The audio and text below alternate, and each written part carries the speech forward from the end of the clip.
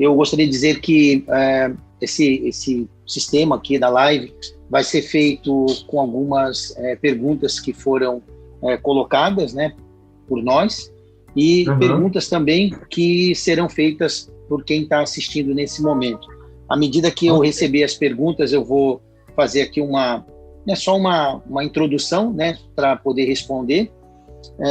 Outra coisa que essa gravação, né, essa live está sendo gravada integralmente, e depois nós vamos disponibilizar isso pelas nossas redes sociais, tanto minha, quanto do Carlos, quanto do Flávio.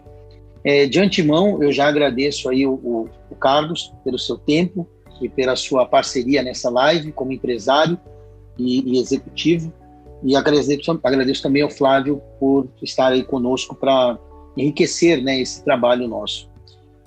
Eu gostaria de começar fazendo uma breve colocação sobre como eu enxergo hoje o momento do nosso país e até mesmo da economia mundial.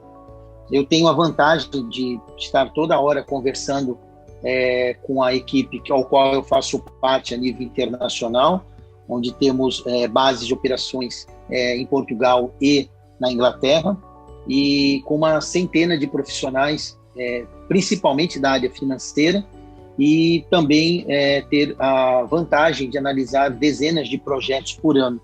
Então, o que eu concluo desse ano aí, que nós estamos na reta final, né, praticamente na semana que vem já entra 2022, já entra dezembro, e aí que se aproxima 2021, eu vejo que, apesar de ter sido um ano muito difícil, o Brasil, isso até demonstrado, ele foi um país bastante resiliente, ele resistiu bem a tudo que nós passamos.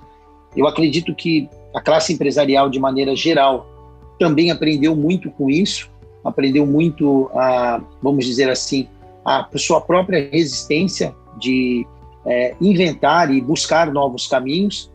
Vimos esse ano, Carlos e Flávio, uma busca muito grande de empresas por IPOs.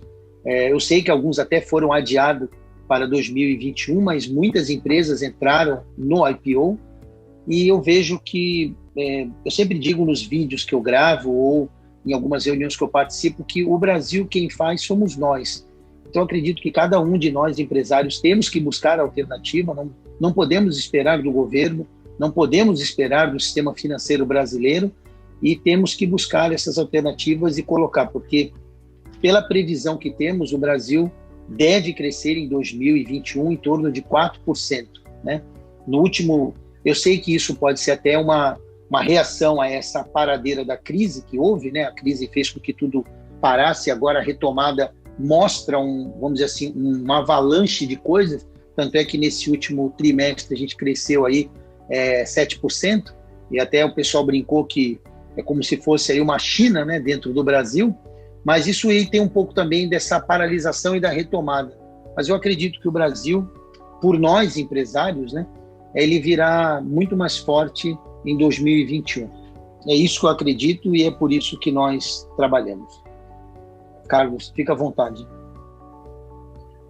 Boa noite a todos. Obrigado a Luciano, obrigado a Flávio pelo convite, né, de participar aqui. Eu sou, na verdade, aqui um curioso, né, de entender esse processo. Acho que é importante para nós que fazemos parte aí do segmento empresarial no Brasil conhecer outras alternativas de crédito. Nós vivemos um país de uma concentração bancária muito alta, com modelos de acesso a crédito igualmente muito restritos, né? Vimos aí na pandemia um esforço grande do governo de disponibilizar crédito e uma gritaria enorme das empresas, das entidades empresariais, de que esse crédito muitas vezes não estava chegando, ou quando chegam,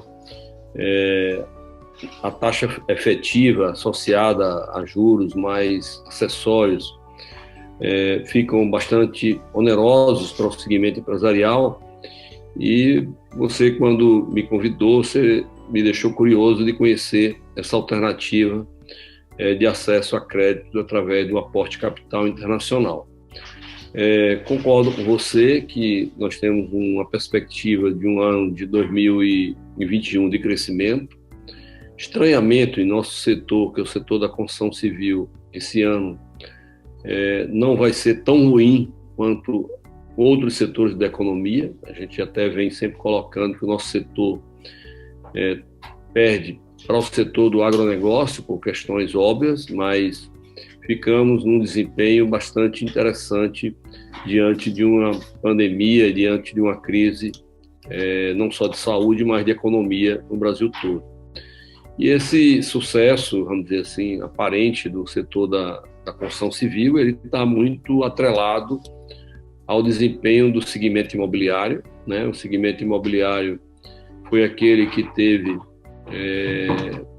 ações e resultados que, ao invés de mergulhar numa crise, pôde, de certa forma, conviver bem com a crise, convivência essa que foi não só no ambiente das obras, mas também no ambiente comercial, né? Nós aprendemos, com uma determinada velocidade, a comercializar nossos produtos pelas mídias sociais, a fazer contratos pelo caminho eletrônico, e combinado com uma necessidade das pessoas de moradia e combinado também com uma redução brusca da taxa de juros, isso movimentou bem o nosso setor.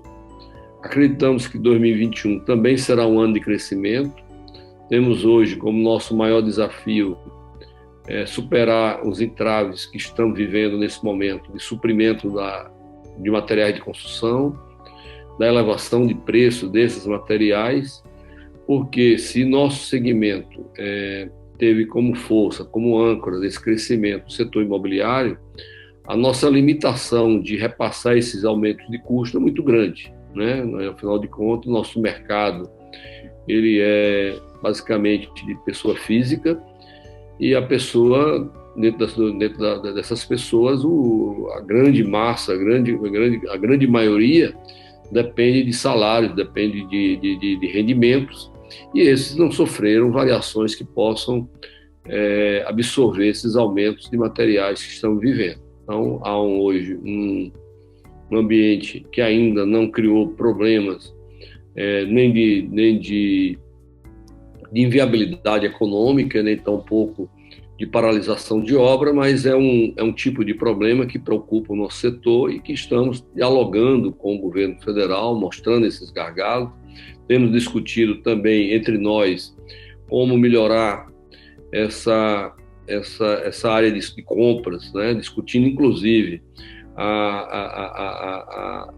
o estabelecimento de importação de materiais que são fundamentais, mesmo para momentos de normalidade. Acho que isso ficou muito claro para nós, que o setor, muito dependente da produção local, deixando de pensar um pouco no suprimento internacional, na hora da necessidade, ficou, de certa forma, prejudicado para sair dessa inércia. Então, há uma discussão muito forte dentro do ambiente empresarial de como ter isso como uma válvula de escape estratégica, né?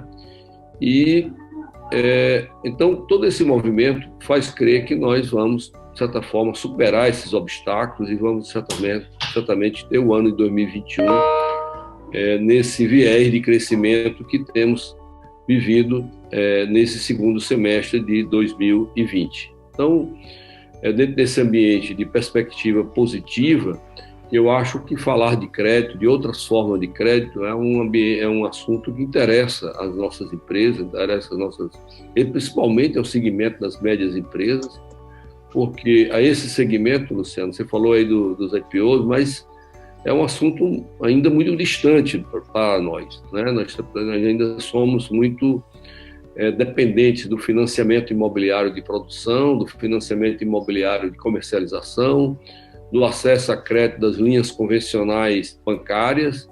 Então, essa discussão de outras alternativas de crédito, certamente, elas interessam o nosso setor, né, para ter alternativas de enfrentar esse desafio do crescimento. Então, fico certo que nós vamos ter aqui um momento para aprendizado com você e com o próprio Flávio.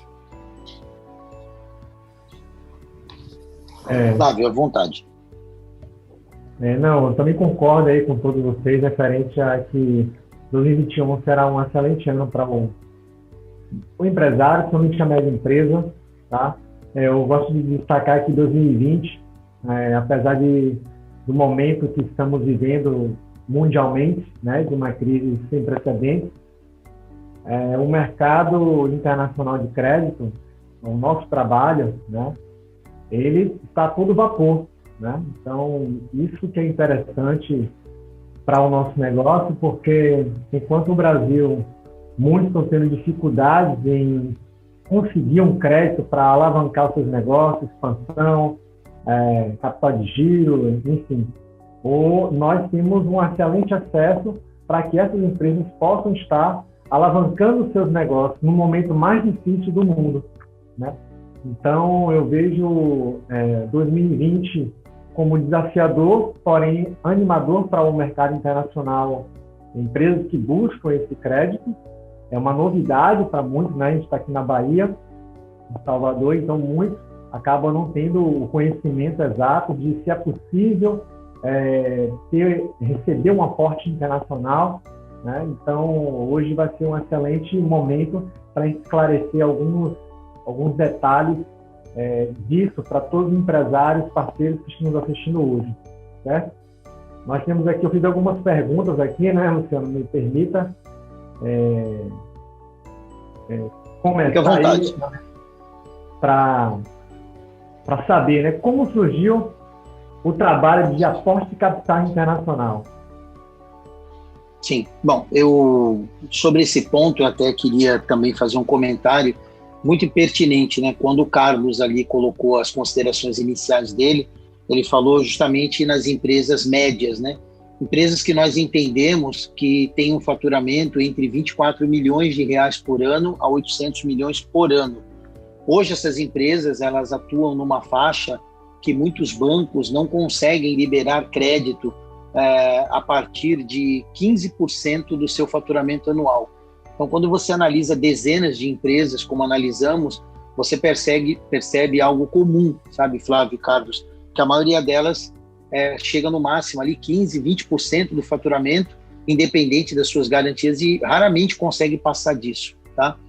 Então, o trabalho surgiu nesse viés, Flávio, surgiu no sentido de criar uma alternativa para que empresas médias possam buscar capital independente de bancos brasileiros, né? Quando eu falo independente, eu não estou excluindo, eu estou dizendo que é um caminho que empresários podem realizar, até porque existe um amparo legal nisso, né? Ou seja, uma empresa pode lá fora captar dinheiro através de uma estrutura jurídica coparticipada, que seria uma empresa aberta para esse fim, e trazer esse recurso ao Brasil pela Lei 4131, e se esse recurso tiver um prazo maior que 6 meses, ele tem já incentivo de UF reduzido.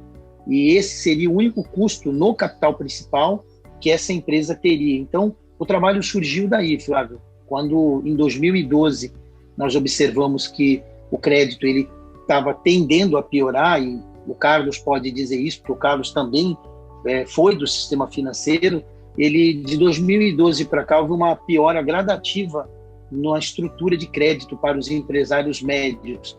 Então, esse trabalho surgiu para isso, para facultar o acesso direto de empresários de vários segmentos ao crédito internacional, seja ele nos Estados Unidos, que é um país que a gente opera, ou seja na Europa. Foi daí que surgiu, dessa necessidade. Perfeito.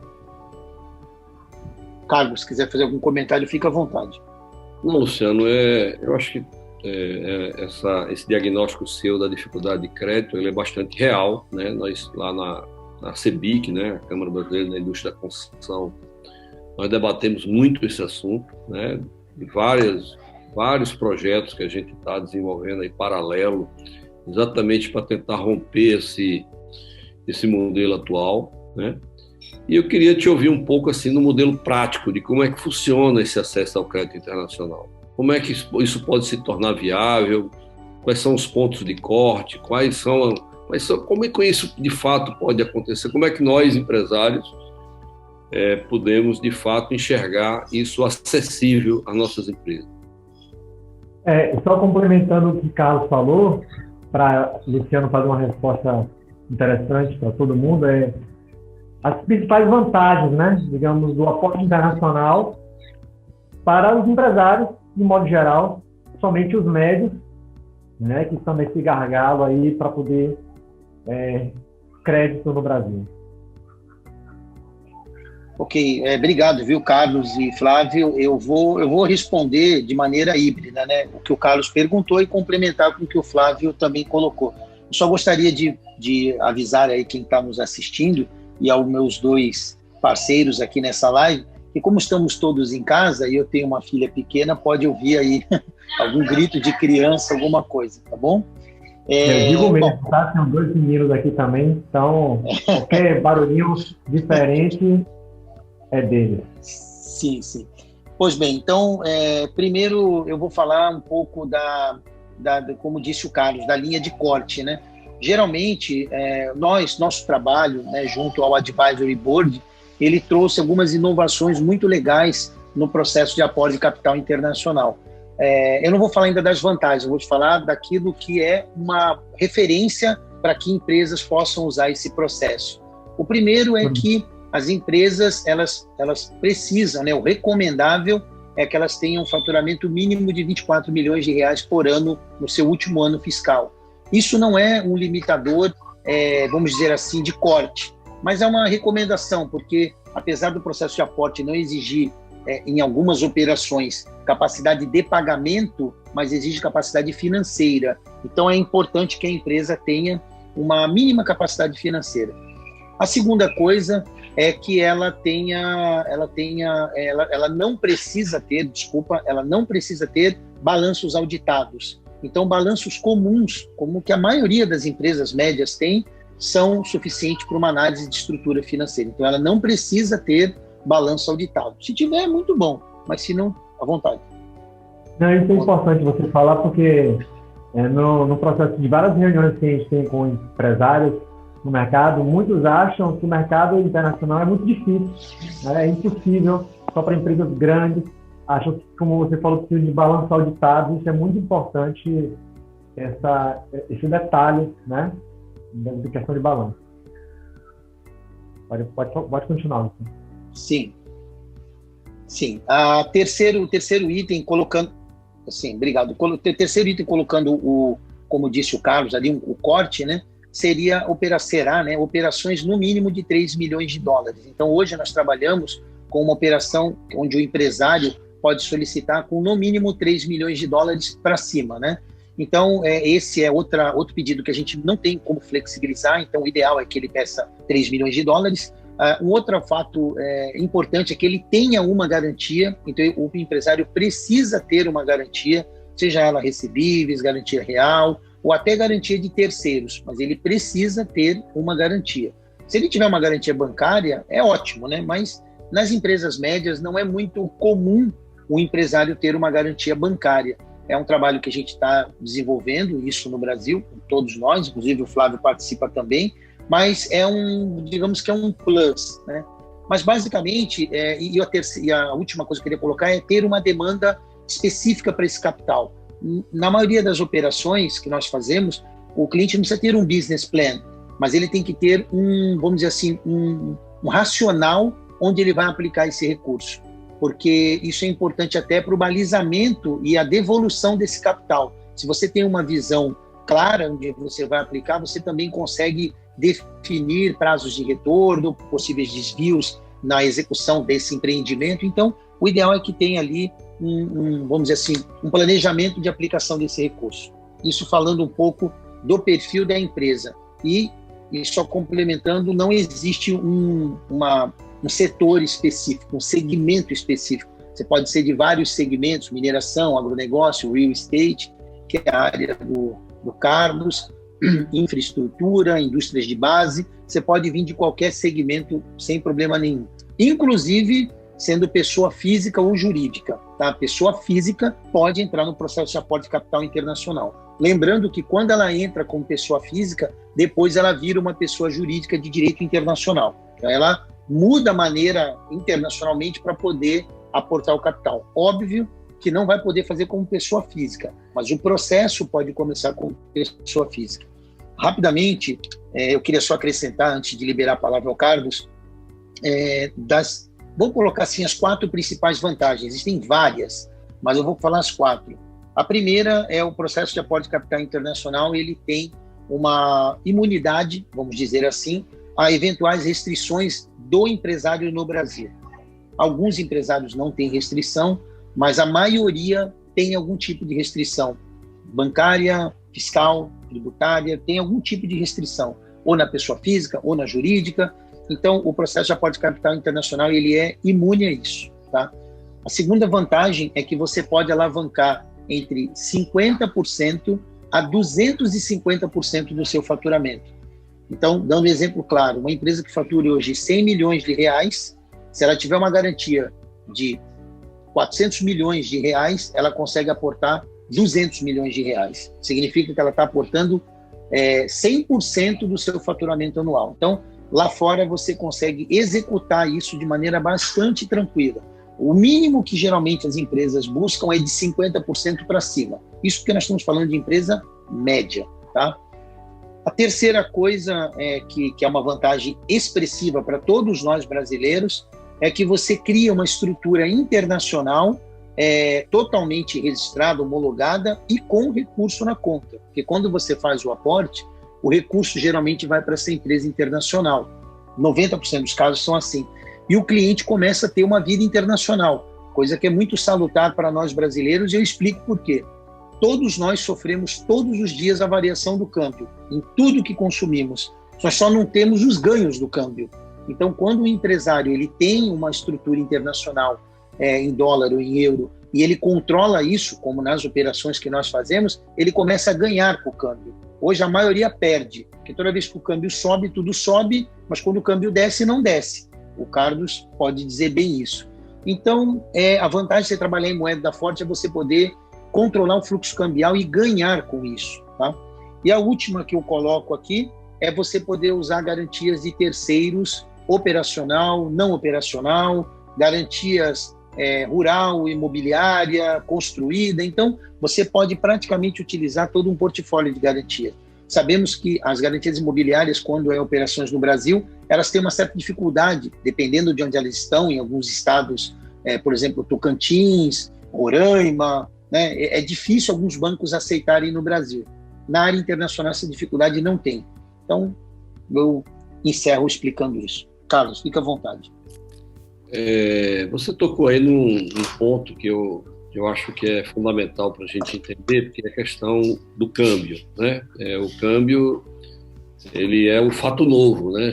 Exatamente para aquelas empresas que não têm assim, um costume de operar com linhas de crédito internacional, exatamente, principalmente falando do nosso setor, que nossos ativos necessariamente também não são vinculados à variação cambial, fica sempre a preocupação desse risco cambial. Então, eu gostaria muito se você abordasse um pouco como a empresa pode trabalhar essa questão do risco e como é que isso pode ser absorvido dentro da operação.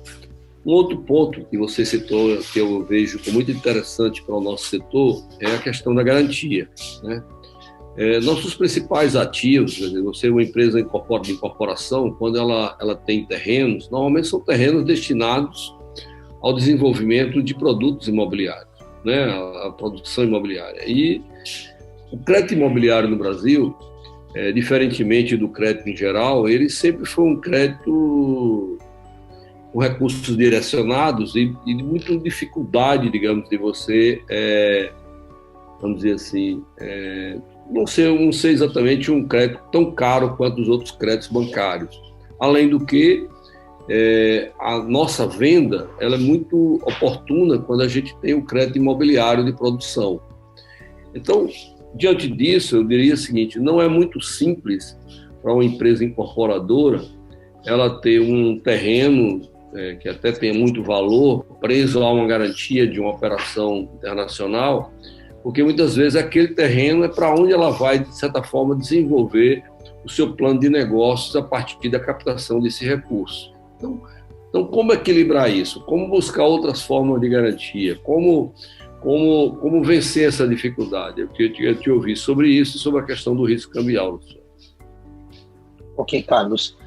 Bom, falando sobre o câmbio primeiramente, nós tivemos uma live com o economista Dionísio Carmo Neto, que inclusive é baiano também, é da vossa terra, e ele fez um comentário que eu sempre repito isso, né? Que o melhor hedge cambial que tem é a engenharia, ele chamou de engenharia financeira, né? Ou seja, um bom business plan e um bom controle de custo. Quando você tem um controle de custos bastante efetivo, né, e você consegue fazer o dinheiro não desaparecer de maneira errada num processo. Aí tu fala assim, mas isso resolve tudo? Não, não resolve tudo.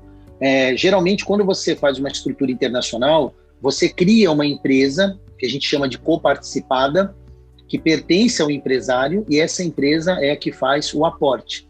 E ela remete ao Brasil para o empreendimento em questão por um mútuo intercompany. Então, ele vai emprestar para o empreendimento X ou Y.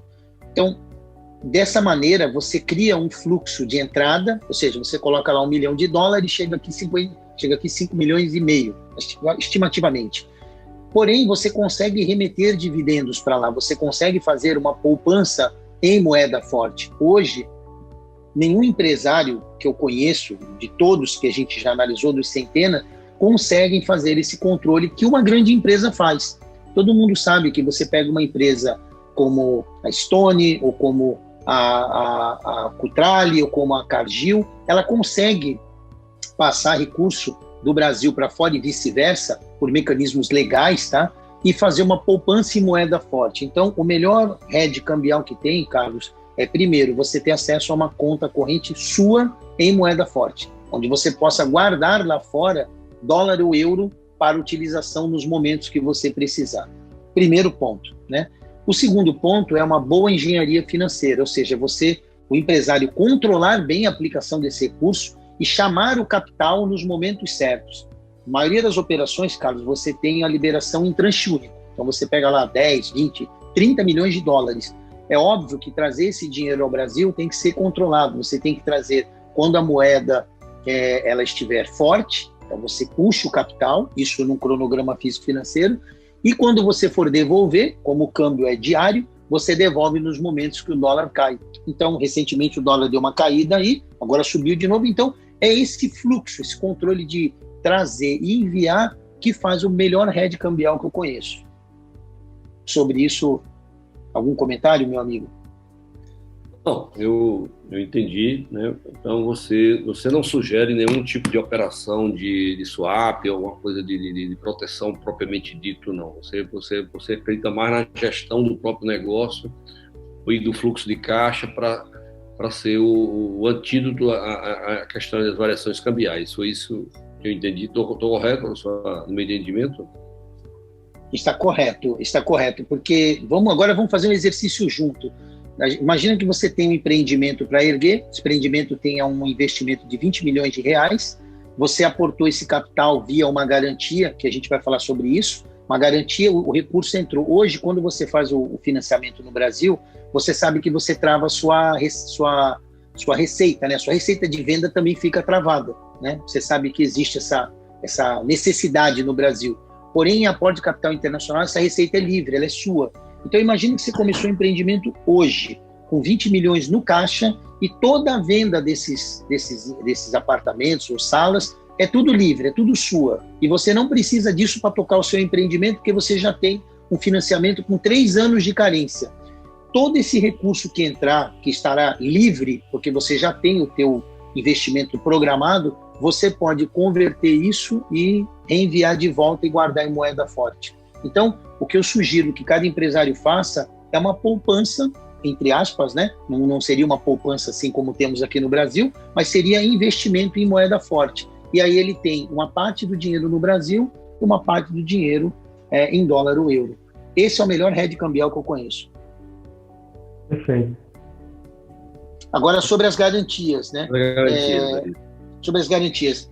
Existe um processo que o empresário pode fazer, que foi aperfeiçoado por nós, né?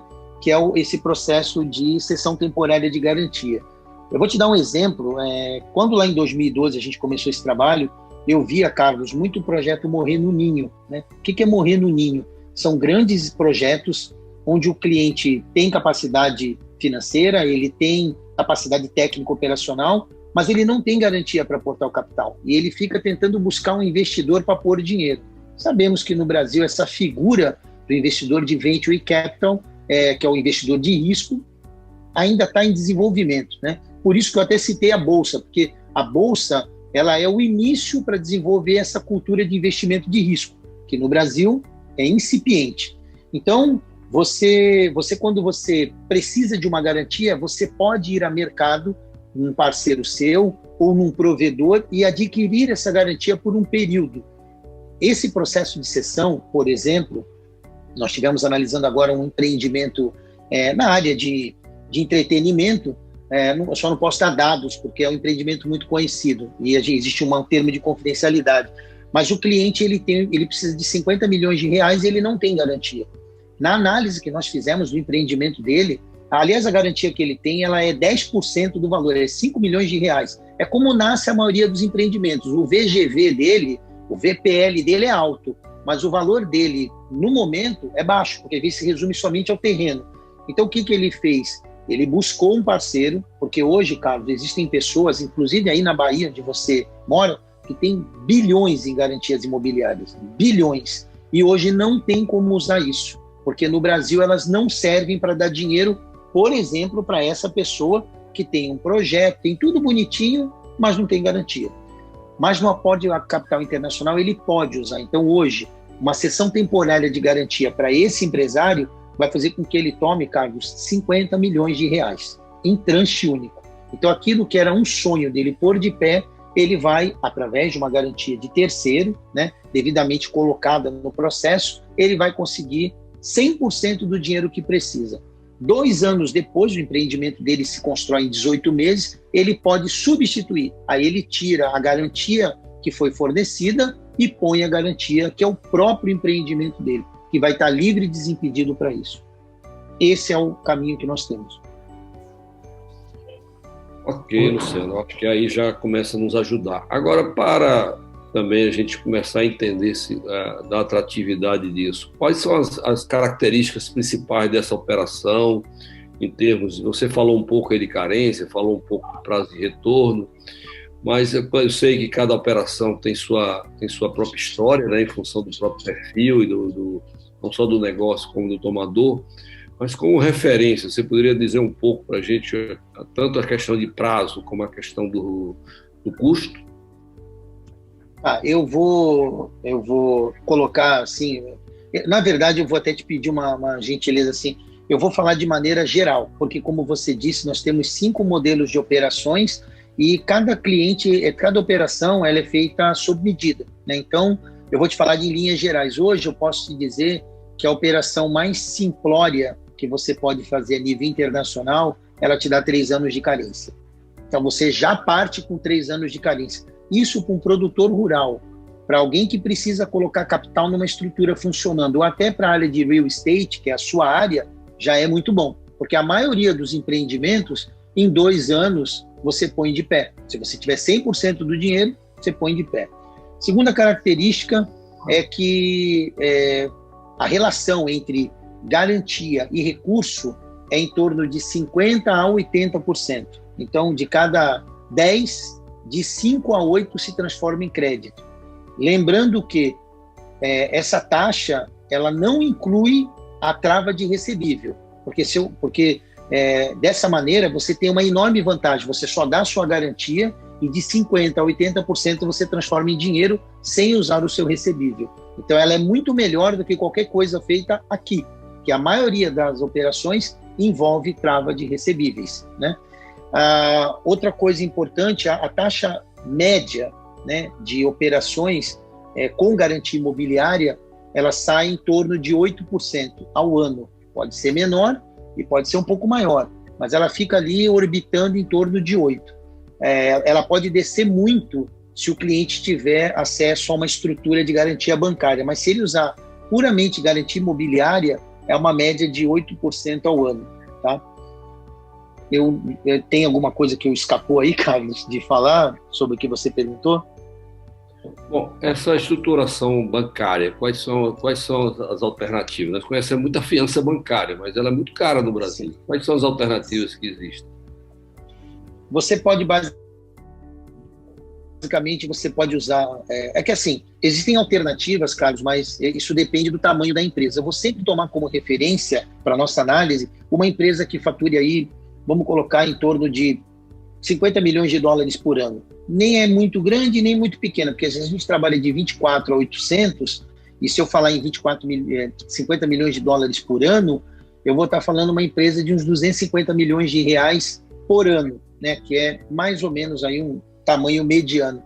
Eu vejo que você pode utilizar garantias imobiliárias, você pode usar garantia bancária, aí no papel da SBLC, não da fiança bancária, porque a fiança bancária só funciona aqui no Brasil, tá?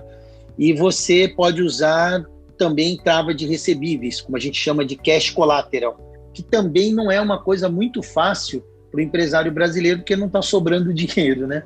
Então, a maioria não consegue usar o cash collateral. Por isso que eu te digo que das garantias que podemos usar, a mais fácil para uma primeira operação é a imobiliária, porque tem abundância no Brasil e todo mundo pode acessar esse tipo de garantia, praticamente. Até porque existe hoje, só para complementar o que o Luciano está falando, nosso trabalho que a gente vem desenvolvendo, né, junto com a inteligência comercial, o empresário, a gente pode fazer uma operação casada, digamos assim, né? Ou seja, a empresa que precisa do capital tem um garantidor que fornece a garantia. E aí surge a cessão temporária para este empresário utilizar essa garantia de um terceiro, né? E esse empresário paga um recurso pelo aluguel, digamos, uma cessão temporária, né? Como muitos falam, aluguel, né? E essa é a grande vantagem, você utilizar uma garantia de um terceiro para pegar um capital para você. Isso aí é incrível, porque muitas pessoas que têm até projetos e desejam ter aquele sonho de ter um projeto, sem ser só estar no papel, mas de fato tirar ele do papel, hoje com esse modelo nosso e a parte de capital internacional com garantias imobiliárias é totalmente possível. Então a gente tem provedores de garantias aí com mais de R$1 bilhão em garantias reais que podem ser utilizadas por empresas nacionais. E o melhor de tudo é que os fundos internacionais, as nossas garantias têm aceite lá fora. E muitos bancos aqui não têm esse aceite. Ok. Luciano, então, assim, pensando mais, assim, como você disse, assim, o mais normal, né, que são as empresas, eu até diria, assim, dentro do nosso grupo de afinidade de empresas que eu convivo, elas estariam, vamos dizer assim, do 30 aos 300 milhões, né? Então, eu ficaria só essa parte mais de cima, de 250 milhões para cima, com acesso a esse outro tipo de garantia. Então, vamos nos concentrar mais para baixo, né? Onde a garantia imobiliária seria mais comum e mais acessível, seja própria ou de terceiros, já que existem esses provedores de garantia, né? Como começar um processo desse? Como é que exatamente o empresário poderia imaginar se nós estamos falando algo que chegue a ele? Como é que ele pode prospectar ou contactar com vocês e, eventualmente, se tem uma avaliação prévia, se essa avaliação prévia é rápida e, eventualmente, como é que seriam os passos seguintes a isso? Bom, Carlos, é muito importante que você colocou até o range onde você tem conhecimento e tem teu convívio de empresas aí, que são de 30 a 300 milhões. Na verdade, esse processo de cessão temporária, ele visa justamente o que o Flávio falou, te dá o primeiro dinheiro. Nós sempre falamos que, como tudo na vida, né, Carlos? Lembre-se do seu primeiro empreendimento como construtor, né? E lembre o quanto você evoluiu de lá para cá com esses vários empreendimentos que você já fez. O aporte de capital internacional é a mesma coisa. O cliente precisa focar no seu primeiro aporte em ter o recurso. Então, ele vai ter o recurso num volume que ele nunca teria e, a partir daí, ele vai começar um processo sucessivo de aportes em várias modalidades. Primeiro com garantia imobiliária, pode ser que o segundo também seja garantia imobiliária, mas no terceiro ele pode já fazer, por exemplo, cash collateral, porque ele vai ter dinheiro para isso. Então, o nosso trabalho, só para dar é dar liquidez, é dar sobra de recurso na conta para o empresário poder trabalhar. Mas como começa tudo isso?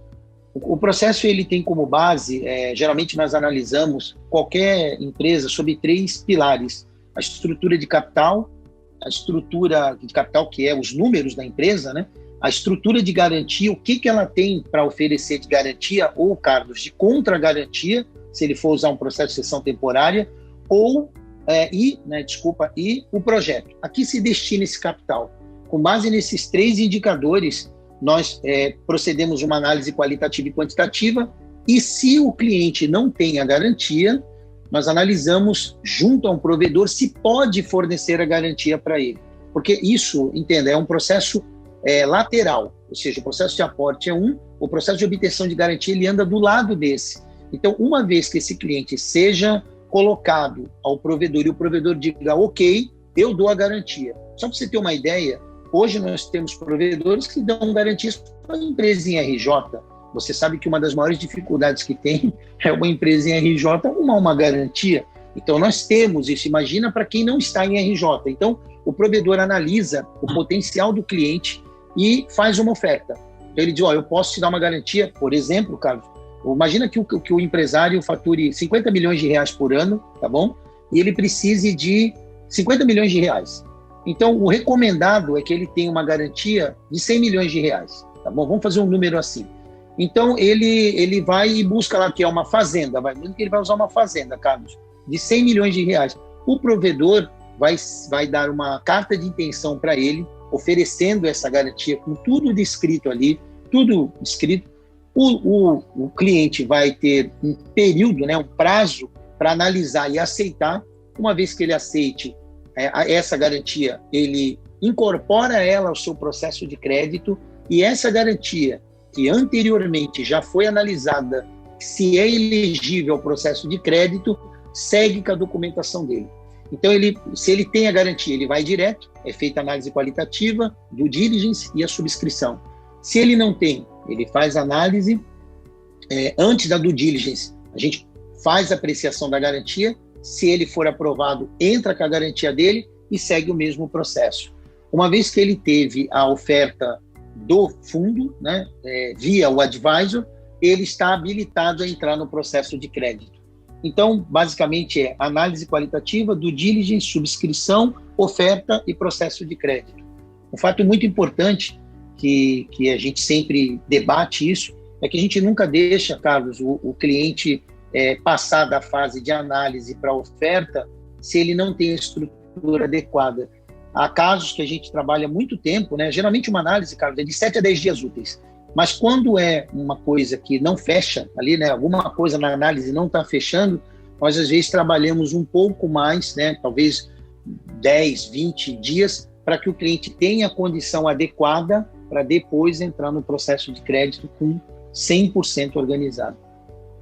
Não sei se respondi o que você pediu, mas se faltou alguma coisa, pode colocar.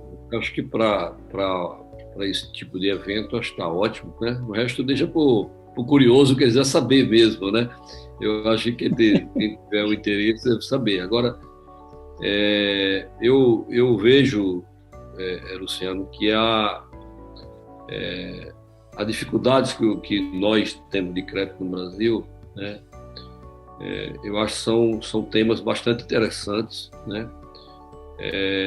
Não é a nossa cultura, então há uma dificuldade imensa, até uma certa desconfiança nossa, porque na verdade nós nos acostumamos muito ao modelo de crédito brasileiro, né? Como é que ele funciona, muito vinculado, muito burocrático, não só na concessão, mas até na própria administração da liberação desse crédito, entendeu?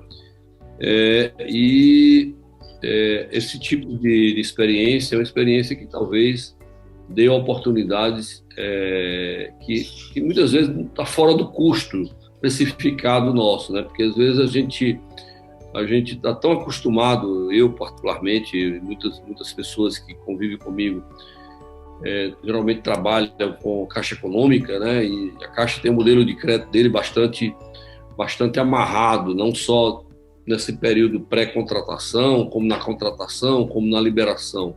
Quando você fala de recurso do BNDES, recurso do BNB, é a mesma coisa. Tem todos os bancos que são voltados para investimento no Brasil, é quase que um co-administrador dessa aplicação de recurso. E da forma que você coloca, é uma quebra desse monte de paradigma, né? Eu gostaria um pouco se você reforçasse um pouco essa forma para que a gente possa, de fato, entender melhor, não só essa fase de análise, mas também entender como é que funciona a própria aplicação e liberação de recursos, como é que se há uma fiscalização, não que haja interesse de fazer diferente, mas para entender um pouco de como é que isso acontece nessa modalidade de crédito. Ok, Carlos. Flávio, antes de eu responder, você quer falar alguma coisa ou posso passar direto a resposta do Carlos? Não, eu estava olhando aqui o bate-papo, aqui a pergunta do... do Hélio, eu vi. Né? É o Hélio. Eu vou responder. Depois a gente pode responder isso aí, a gente... é uma constituição de garantia, né, jurídica? Não, eu vou responder rapidamente, viu, Carlos? O Hélio, que está assistindo a gente aí, ele perguntou como se dá a constituição da garantia juridicamente falando, né? Eu vou responder de maneira bastante simplória, né? O processo de cessão temporária para o aporte de capital internacional, você não precisa transferir a garantia para o cliente, ou seja, digamos que eu preciso de uma garantia e o Carlos vai ceder a garantia para o meu processo de crédito. Ele não precisa passar garantia em meu nome. Ele aliena diretamente dele para o fundo e o fundo entrega um recurso para mim. E eu assumo a ser o Carlos. Então, isso se dá por um processo de contrato de parceria, né? Se fosse um contrato de parceria, obviamente, todo ele tem uma estrutura jurídica específica entre o provedor, né, que aqui no exemplo seria o Carlos, né, como que tem a garantia, e o usuário, que sou eu, o cliente, o tomador do crédito. Então existe um contrato que regula essa operação com compromissos e contra-garantias entre nós dois. E é isso que precisa e nada mais, tá bom? Além do que, todo mundo sabe que no processo de alienação fiduciária, você vai ter que entregar ali algumas relações de certidões, né, que são normais em todos os processos de crédito. Né? Não, eu ia complementar aqui a relação de certidões que o fundo... relação de certidões. Porque o fundo pede, né? Agora explorando um pouco. Essa é a parte... Desculpa te cortar, Luciano, só para complementar o que você falou referente à parte de certidão. Nós estamos vivendo isso na prática, né? E a parte jurídica, como você falou, é bem simples, é realmente isso aí que você falou. O que muitos podem... o momento digamos, a parte mais... não vou dizer de dificuldade, mas a mais trabalhosa... Delicada. É na parte delicada, a parte das certidões, porque o fundo, por entregar um capital todo ele com base numa garantia, ele certifica de todos os lados se o garantidor e a garantia estão 100%, digamos, livres e ok para poder... Aí, Flávio e Luciano, é que eu digo para um cliente seu do segmento imobiliário é que você não vai ter problema com isso, porque é o nosso dia a dia no mercado imobiliário é tirar certidão, entendeu? É tirar certidão do imóvel, do tomador, do garantidor, isso já é o nosso dia a dia. Essa é a parte mais simples para a gente entender, entendeu? Sim, eu sei. Todo empresário do setor imobiliário é quase um advogado do direito imobiliário, entendeu? Então, está com isso. Mais ou menos são quase 30 certidões, Carlos, que é tirado. Essa parte é a parte menor. A gente conhece de cabo a rabo essa parte de certidões. Maravilha. Agora há uma pergunta aí no bate-papo, assim, bem interessante, que é assim, normalmente, quanto custa uma garantia? Então, uma garantia, eu só não respondi aquela pergunta anterior, mas eu vou colocar tudo junto, tá? De maneira objetiva, assim, no processo de aporte de capital que nós estamos falando aqui, com garantia imobiliária, geralmente o recurso, geralmente não, né? Sempre o recurso liberado em tranche único, ele é liberado depois que você entra na estruturação financeira. Eu vou dizer que você tem 5 passos distintos, sabe, Carlos? O primeiro é a constituição jurídica, ou seja, para que você exista no cenário internacional, porque, como eu te disse, 99% das empresas médias não tem estrutura internacional. Então, o primeiro passo é criar uma estrutura jurídica adequada ao processo de crédito.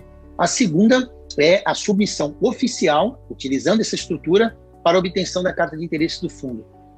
Depois você vai para o que a gente chama de carta de compromisso, que é diferente do Brasil, que você não tem essa carta de compromisso. Lá fora o fundo ele cria um compromisso com você de lhe dar esse recurso. Isso é a terceira fase. A quarta fase é a fase de diligência jurídica. Nessa fase é entregue as certidões, como o Flávio comentou, e também é feita uma revalidação da garantia. Todo mundo sabe, você principalmente, né, Carlos, que tem essa experiência com a Caixa, que o banco ou o fundo ele vai sempre fazer a avaliação dele, ele vai fazer uma contraprova. Então, nesse momento de diligência jurídica, o fundo também faz essa contraprova para ver se está tudo certinho com o valor que foi apresentado no início lá pelo próprio empresário. E a última etapa é a etapa de assinatura de contrato, alienação e liberação do recurso. Então, essa é a parte mais simples, porque uma vez que você passa na diligência jurídica, todos os contratos que você precisa assinar ficam tudo customizado. Aí é você assinar, usa o apostilamento de AIA, isso vai tudo para fora, lá o fundo, através do seu escritório jurídico, recebe e faz a liberação do recurso nas coordenadas bancárias do cliente. Tá? Então, esses são os 5 passos até você pôr a mão efetivamente no dinheiro. Uma parte bem legal disso tudo é que você recebe o recurso em tranche único, né? Você que trabalha com a Caixa, você sabe que o dinheiro não vem em tranche único aqui no Brasil, ele vem pingadinho, você vai recebendo como se fosse por medição. Lá fora não tem isso, você recebe o dinheiro de uma vez só. Isso te dá poder de compra, você consegue reduzir teu custo de obra, procurement, tudo, né? Você tendo dinheiro à vista para pagar tudo, você como construtor sabe que você consegue baratear bastante e acelerar o teu cronograma de obras. Aqui, na verdade, viu, Luciano, é contra a medição e você primeiro tem que fazer. Então, você tem que ter o dinheiro primeiro para fazer, para depois receber o dinheiro do empréstimo, né? Entendeu? Os nossos financiamentos imobiliários, o dinheiro não vem na frente nem para a parcela do mês. Primeiro eu executo a obra, depois mede e depois eu recebo. Bom, nós temos aí nós temos 2 pessoas aí com mão levantada, não sei como é que você faz aí. A Vanessa está com a mão levantada. Eu vou vir aqui já. Eu vou vir aqui já. Bom, fizeram 2 perguntas aqui. A primeira, você não precisa falar sobre os principais passos necessários de ter uma sessão temporária do provedor. Vou responder primeiro aqui o Ivaldo, né, que ele pergunta, obrigado, Ivaldo, pela pergunta, os passos necessários para obter uma sessão temporária de garantia e quanto tempo? Bom, a gente já comentou sobre isso, né? É feita uma análise e o tempo para que o provedor analise geralmente é de 7 a 10 dias úteis. Toda a documentação que você apresenta de um cliente, o provedor, via o seu interveniente técnico, porque todo provedor de garantia ele tem o departamento técnico que analisa tudo isso. Então, o fato dele ter isso, ele faz com que em 7 a 10 dias ele consiga analisar e ver se ele vai te liberar a garantia ou não. E se vai te liberar, quais são os termos que ele vai te liberar. Então, esse é mais ou menos aí os 7 a 10 dias que a gente costuma utilizar. Tem uma outra pergunta aqui só para... Então, perguntaram aqui, ainda em relação às garantias, elas podem ser de titularidade de pessoa física ou jurídica? Pode. Física ou jurídica. Tanto faz, pode ser um dos 2 lados. E a última pergunta que fizeram é sobre se você já tem uma estrutura fora do país. Se você tem uma estrutura fora do país, né, Europa ou Estados Unidos, e essa estrutura está em dia, tudo certinho, né, está tudo redondo, podemos usar a estrutura sim, sem problema nenhum. Se ela tiver com tudo ok, não há problema de utilizar. Carlos, esqueci de alguém? Perguntou aqui José Francisco. Luciano, para um projeto de 70 milhões de dólares, precisaremos de 140 milhões de dólares em garantia de terceiros, né, e temporária, correto? Qual o valor que o empresário terá que pagar por este aluguel dentro de um período de 2 a 3 anos? Aí depende da negociação, né? É isso que o Flávio falou.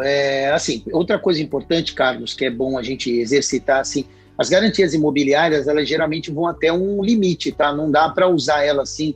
Teve casos, Carlos, que o empresário falou, eu tenho um projeto de, sei lá, 500 milhões, eu posso colocar 1 bilhão em garantia imobiliária? Existem processos de aporte, como se fosse passos, né? Então, a gente sempre recomenda que, independente do tamanho do projeto, o cliente faça um primeiro aporte de valor ali até 50 milhões de dólares. E depois, porque lá fora, Carlos, não tem esse negócio de dizer, tu fez uma operação, tu tem que esperar pagar.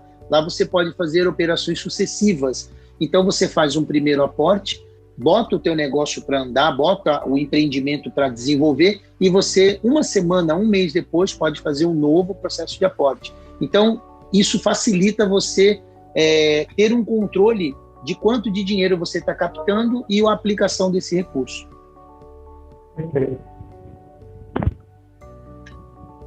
Mas, Carlos, você tinha... Fala, Carlos. Não, eu acho que o Carlos tinha feito uma pergunta, e eu acho que passou aí, desculpa. Não, eu havia lhe perguntado sobre essa questão de garantias, que eu acho que a gente já esgotou bem, tá certo? Acho que já deu uma visão muito boa do fluxo.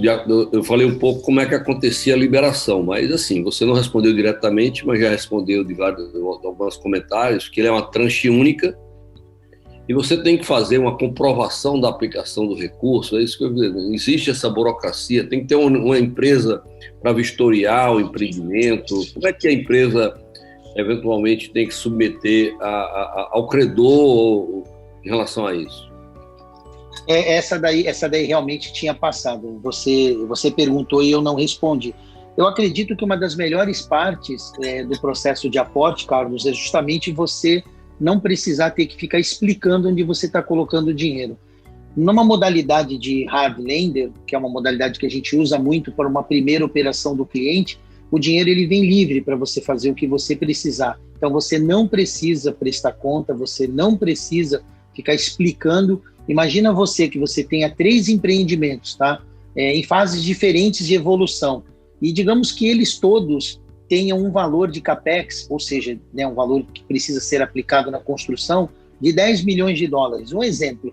E você captou 12 milhões de dólares. Então você pode aplicar o recurso neles ou até num quarto empreendimento que de repente você está ali necessitando ou foi oferecido. Então o recurso é livre e não existe esse controle. Isso eu estou falando de uma operação hard lender. Existem outros modelos que são Project Finance que têm esse acompanhamento, mas se tratando de um primeiro aporte na modalidade com garantia imobiliária, o recurso é livre. Ok. Ô, Luciano, você que está no comando aí, a gente está chegando já às 20 horas, né? Eu acho que você devia abrir para ouvir a Vanessa, rapaz. A Vanessa, deixa eu ver aqui. Só um pouquinho, porque deixa eu ver aqui, bate-papo. O Rodrigo também perguntou aqui. O Rodrigo pergunta aqui, Luciano, você poderia repetir rapidamente o que significa o pilar estruturação de capital? Na verdade, não é estruturação de capital, Rodrigo, é estrutura de capital. Quando uma empresa ela apresenta os seus balanços, DREs, são analisadas a estrutura de capital, capital social, patrimônio líquido, se ela reporta prejuízo, qual é a margem dela, o nível de compromisso dela com o endividamento bancário. Então, é uma série de fatores que demonstram a estrutura de capital dela, né? Então, é isso que eu queria colocar. Deixa eu ver também aqui. Falar também sobre o processo de internacionalização para fim de crédito, né? Um dos motivos dessa internacionalização é para o nosso processo ou o processo de crédito e de aporte. Né? Então, não, eu vou até comentar sobre isso, mas na verdade, viu, Carlos, eu estou aqui tentando ver, a Vanessa, ela não fez uma pergunta, não, mas levantou a mão aqui, mas não fez uma pergunta, não. Então, para ela, por enquanto, não tem uma resposta, tá bom? Eu acho que é aquela aluna da escola que levanta a mão e para, assim, ficou com vergonha. Mas podem perguntar. Eu ia pedir um favor ao Carlos e ao Flávio aí, apesar da gente já estar às 20 horas, eu gostaria de só estender mais um pouquinho, uns 10 a 15 minutos, se vocês não tiverem. A Vanessa escreveu que, desculpa, foi sem querer, mas fica à vontade, Vanessa. Se tiver que perguntar alguma coisa, pode perguntar. A gente pode estender um pouco, uns 15 minutos a mais para concluir os assuntos, Carlos? Pode continuar. É muito boa, é muito enriquecedor. Para mim, pessoalmente, conheço muito pouco essa questão internacional. Vejo isso como uma oportunidade de aprender. Entendeu, Luciano? Ok. Bom, eu gostaria de fazer alguns comentários que, inclusive, viu, Carlos, você e o Flávio, ou quem está nos assistindo, pode perguntar, mas existem alguns pontos que eu sei que todo mundo pergunta e todo mundo fica louco para saber, né? Então, eu vou falar, basicamente, 5 tópicos importantes. O primeiro tópico é que o processo de aporte de capital internacional, todos eles têm despesa, né? Todo cliente que vai para um processo de aporte internacional, depois de analisado, depois de checado toda a sua estrutura, todo advisor sério, ele vai colocar uma oferta de crédito. Nessa oferta de crédito, ele vai ter uma despesa de estruturação financeira. E o que significa isso, né? Significa que, como você não está lá fora, né? Como o empresário não existe, na maioria das vezes, nos Estados Unidos e Europa, e quando existe, ele muitas vezes não tem histórico de crédito, alguém precisa criar esse histórico para você. Então, para evitar que o empresário, assim como a gente faz no Brasil, que a gente tem aquele relacionamento de 3, 4, 10 anos com o banco para conseguir alguma coisa, o advisor faz isso por você. Então, qualquer advisor, seja ele uma Big Four, um banco, ou um advisor especializado de mercado, como que nós fazemos parte, todos trabalham da mesma maneira. Eu sei que no Brasil, Carlos, não é muito comum empresas médias utilizarem advisor, mas se você olhar matérias do Valor Econômico, todo mundo diz, o BTG é o Financial Advisor do cliente tal, o Pátria é o Financial Advisor, o banco original. Então, assim, todo cliente, para ir a mercado, ele precisa ter um estruturador de operação financeira, senão ele não consegue atingir o seu objetivo, que é ter o crédito. Então, toda operação internacional, ela é constituída de um trabalho e de um processo onde o cliente fatalmente terão despesas. Eu não vou dizer aqui quanto, como, porque na verdade isso é uma coisa muito particular de cada cliente, mas o mais importante é que entendamos que é um trabalho altamente técnico e que envolve equipes multidisciplinares e muitas vezes em vários países. Então, é assim que funciona, tá? O segundo item que todo mundo diz, que sempre me pergunta, né, Carlos, qual é a segurança, né, que um cliente tem ao entrar no processo de aporte de capital internacional? Bom, a segurança é como em tudo, né? Se você vai comprar um apartamento de uma construtora ou se você vai contratar um advogado, é você primeiro entender bem a oferta que estão fazendo. A segunda é você entender bem a regra do jogo, né? E terceiro, entender se você, como pretendente a consumir aquele tipo de serviço, no caso de um aporte de capital internacional, se você foi analisado adequadamente. Então, no nosso trabalho, nós só colocamos ofertas em clientes que têm capacidade plena de passar pelo processo, né? Então, eu acredito que, como qualquer especialista, um especialista ele tem que te dar a certeza que você consegue passar. E isso é o suficiente para que qualquer empresário no Brasil ou no mundo tome uma decisão. Então, quando você trabalha com gente competente, você foi analisado devidamente e aquilo é colocado de maneira clara para você, a decisão é sua. Você vai decidir se entra e se vai passar pelo processo. Como tudo na vida, né? A terceira coisa, você quer comentar alguma coisa, Carlos? antes que eu conclua esses pontos aí? Não, pode seguir. Tá.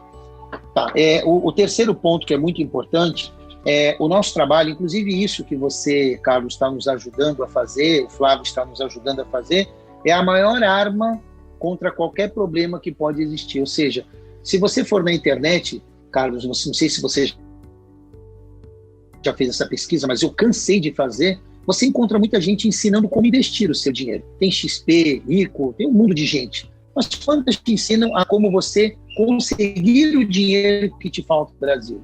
Então, o trabalho que nós fazemos, inclusive o Carlos está nos coroando com a sua presença, é justamente passar informação. Todos nós empresários precisamos de informação, precisamos trocar informação para poder ter um processo mais retilíneo possível.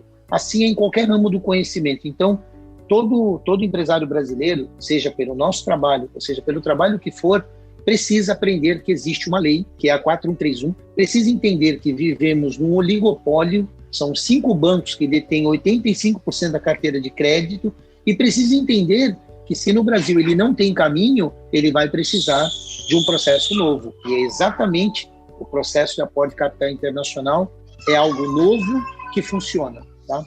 O quarto item que a gente sempre coloca, né, que sempre nos perguntam sobre isso, é se durante o processo de aporte de capital, se há algum problema que seja indissolúvel. Então, assim, quando você entra num processo, quando você está bem assessorado, qualquer problema que te surgir, vamos dar exemplo, eu gosto sempre de usar exemplo com a gestação, né, como se você tivesse um filho, né? Se sua esposa é uma pessoa sadia, se você fez todos os trabalhos de pré-natal, os exames básicos e tudo, se durante o processo de gestação você tiver um problema que seja um problema não provocado por você, porque muita gente, né, tem hábitos que podem provocar um problema, um especialista, ele na 99,99% ele tem como resolver. É exatamente como trabalha um processo de aporte de capital. Às vezes o cliente, ou às vezes por algum motivo, ele pode provocar um problema, mas os especialistas resolvem, tá? Resolvem isso e você segue em frente. Ou seja, o esforço que você faz para estruturar uma operação, se você tiver com as pessoas certas, nunca é perdido. É assim que eu prefiro colocar. E o último item que eu queria comentar é que a maioria das pessoas perguntam, e o the day after, né, Carlos? E o dia seguinte de que eu aportei o capital? Como é que eu me viro? Porque durante o processo você está monitorado pelo advisor. Acabou a operação, é você, a sua empresa e o seu dinheiro, correto? Na verdade, a experiência que você adquire passando por um processo desse amplia a visão de qualquer pessoa, de qualquer empresário, né? A gente tem um empresário aí na Bahia, eu não vou declinar o nome aqui, mas depois eu posso, isso já tem inclusive vídeos gravados, né, falando sobre isso, que ele disse, eu achei que eu não conseguia, mas quando eu consegui, isso expandiu minha visão. Então, é isso que acontece. Qualquer empresário que hoje não faz essa modalidade, que entra num processo e assim que ele consegue o dinheiro, a visão dele se expande e ele começa a operar de um nível totalmente diferente do que antes de fazer. Queria só fazer esses comentários aí. Ô, Luciano, já que você deu aí um exemplo aí de um empresário baiano que já conseguiu, você preenche um pouco da curiosidade que eu tenho e certamente alguns companheiros aí participantes também têm. Quanto tempo você estima o trâmite de uma operação dessa, digamos, dentro da normalidade, claro, uma empresa que estiver com uma boa estrutura de capital, que desenvolva essa estrutura de garantia, que tenha um plano de negócios interessante, mas quanto tempo você acha que se viabiliza isso? E também, se você já tem algum exemplo do segmento de incorporação imobiliária que tenha ocorrido na captação desse recurso. Não precisa dar nome, claro. Eu quero que você... Sim. A gente sentir mais real e mais próximo da gente. Sim, sim. Então, eu vou responder a sua primeira pergunta, né? Depois que você entra num processo de crédito internacional, o prazo regular, Carlos, ele varia de, em média, 45 dias bancários, tá? Isso pode ir a 60 dias bancários ou até reduzir, dependendo da velocidade com que o cliente executa as operações pré-programadas, porque não existe surpresa, né? São operações pré-programadas que você vai executando. Então, o tempo médio que a gente costuma colocar é 45 dias bancários, após a sua entrada no processo. A segunda pergunta, assim, em maio desse ano, no meio da pandemia, nós liberamos uma operação para o empresário baiano, que é da área, a sua área, né, a área de construção, e foi uma operação de 2.633.000 dólares, tá? Foi uma operação até pequena, mas para ele foi algo extremamente expressivo, porque esse recurso para ele era algo que ele não tinha como facilmente conseguir. Hoje posso te dizer que ele, que já está com recurso desde maio, né? Com certeza está seguindo um caminho bem diferente do que ele seguiria se não tivesse o recurso. E essa operação, que foi paga em maio, ela teve algo assim extremamente interessante, porque ela foi feita um processo de cessão temporária pelo cliente. Não fomos nós, né? Porque na época a gente não estava fazendo isso. Mas ele encontrou a garantia de um terceiro, né? Porque ele tinha uma estrutura financeira, mas não tinha garantia. E o terceiro deu a garantia e ele conseguiu pegar o dinheiro. Obviamente, os acertos entre eles, não foi, não entramos nessa intimidade, mas ele conseguiu o dinheiro com a garantia de um terceiro. Então, nós temos sim case, inclusive aí na Bahia, né, que foi pago em maio, desse tipo de operação. É aquilo que eu sempre falo, Carlos, a gente já consegue fazer. O nosso trabalho é expandir. Nós temos o ano que vem $1 bilhão para emprestar. Nosso trabalho é, como disse o Galvão numa live, né, nós somos salvadores de estrela. É encontrar essas estrelas e trazer esse capital em doses, né, que sejam necessários para cada empresário e multiplicar esses empresários em todas as áreas, tá? Não só na área de real estate, que é a sua área. Uma pergunta que fizeram aqui, Luciano, que eu achei bem interessante, do José Francisco: podemos trabalhar no aporte de crédito em um projeto Greenfield com garantia temporária? Com certeza, mas devido à sua análise, né, do projeto. Porque, assim, a gente também atua com interveniente de sessão de garantia, nós fazemos a análise do projeto que será viabilizado uma garantia temporária para essa operação.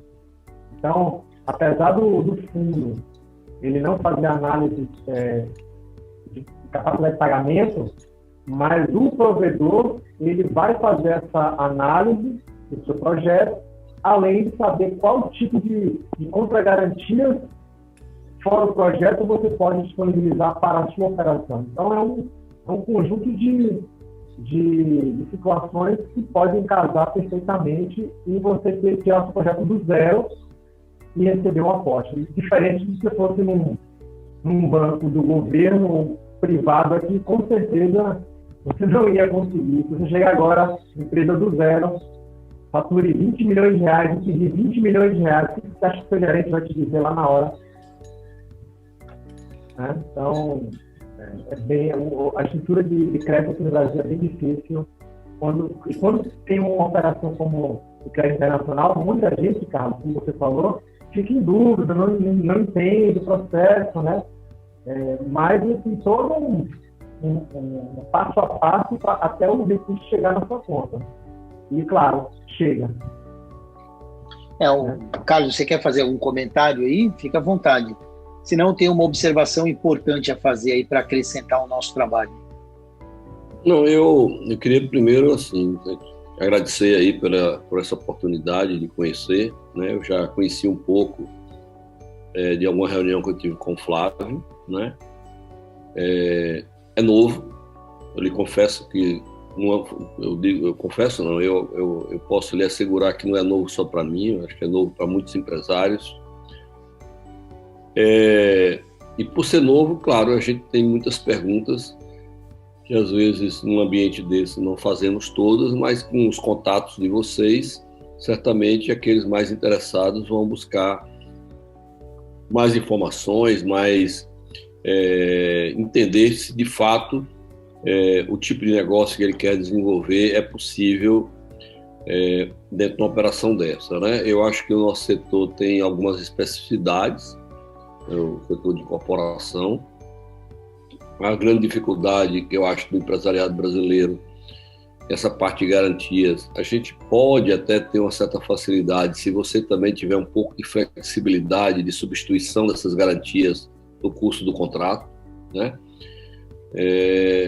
E eu acho que sendo viável para aqueles empreendedores que tenham essa vontade de acessar esse crédito, certamente vai ser de uma grande valia, né? Porque o nosso setor, embora tenha o financiamento imobiliário de produção dos bancos com certa frequência, temos o financiamento ao adquirente, mas há uma exposição de caixa, de recursos próprios e oportunidades que muitas vezes nos falta com recurso para exercer essas oportunidades, que pode melhorar muito a viabilidade dos nossos negócios. Então, espero que eu também tenha ajudado a contribuir aí nas informações para as pessoas que aceitaram o nosso convite, e dizer que fico satisfeito aí pelas informações que você prestou junto com o Flávio, e tomara que você tenha êxito em viabilizar esse acesso a esse $1 bilhão, que certamente vai nos ajudar muito no ano que vem, nesse Brasil nosso que vai precisar de muito investimento. Então, a minha parte aqui está ótima e te agradeço. Parabéns aí pelas explicações. Obrigado. Flávio, pode fazer suas considerações aí. Não, eu também agradeço aí todos que estão presentes aqui, os palestrantes, né, Luciano, um parceiro aí, um grande visionário desse mercado. O Carlos também, agradeço a sua atenção sempre que a gente precisou conversar sobre o assunto de crédito, né? Você realmente tem muito a acrescentar hoje, somente para entender que o processo de crédito no Brasil realmente é um pouco, né, complicado para quem vive de perto, né? Você, como vice-presidente aí da CEBIC, pode realmente falar isso aí, falou muito bem, né? E, por mim, eu quero falar que esse é um processo totalmente viável para todos os empresários que buscam alcançar os seus objetivos, né? Basta ele acreditar e ir em frente, estar ao lado de pessoas que realmente sabem o que estão fazendo e têm um caminho para poder viabilizar o recurso, né? Então, esse é o meu conversa final aí. E tem algumas perguntas no final lá, não sei se o tempo vai dar para poder... Mas depois a gente responde essas perguntas, viu, Flávio? Porque também o prazo já estourou aí, né? Eu quero só agradecer a você, Flávio, essa atenção que você deu também a essa live, mas em especial ao Carlos, né? O Carlos é uma pessoa que, nessa live, Carlos, você foi muito importante porque você não vive esse dia a dia, né, como nós vivemos. Seu dia a dia é outro, né? É um dia a dia como executivo, como empresário, mas ligado na tua área, que é essa área de construção, que, como você disse, é uma área que, graças a Deus, passou relativamente bem por essa pandemia.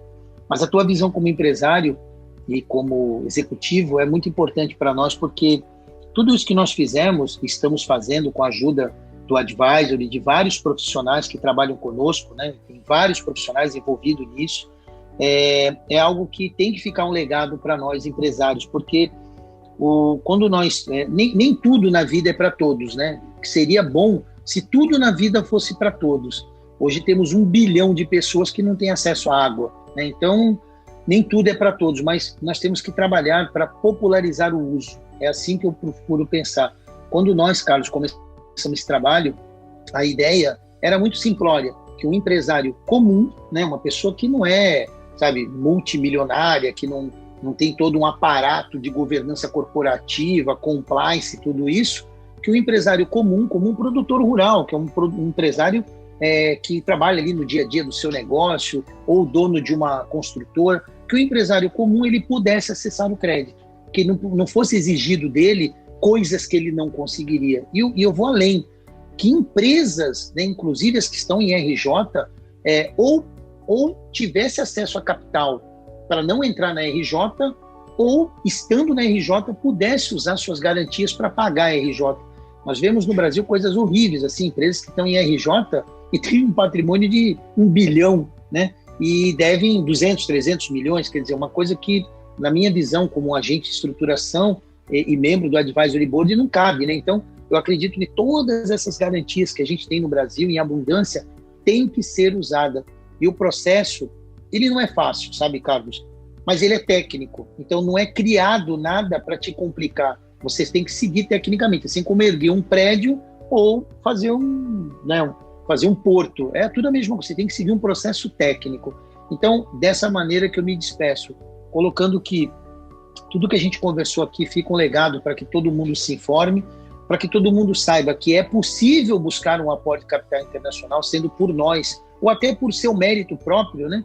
De você ter conhecimento da língua inglesa, ir para fora, fazer relacionamento, network e conseguir. É um caminho também, mas que não fiquemos presos ao Brasil somente na parte de crédito. Nós temos que ser cidadãos do mundo, não só vendendo lá fora, como vendemos, né? Muitas empresas brasileiras exportam, mas também captando recursos.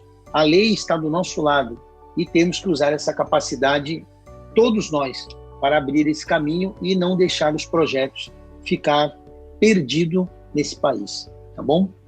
Muito obrigado, Carlos, pela sua atenção, muito obrigado, Flávio, e obrigado a todos que nos assistem. Obrigado, Luciano, boa noite, viu?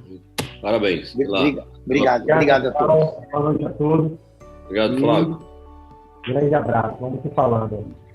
Obrigado, Carlos. Esse é o Geraldo aí que falou com panelistas, né? Geraldo Menezes. Obrigado a todos, presentes, foi muito bacana. Realmente... Tá bom, muito obrigado. Muito bom. Obrigado a todos. Uma boa noite a todos. Obrigado, Flávio. Obrigado, Carlos. Até mais. Tchau. Tchau.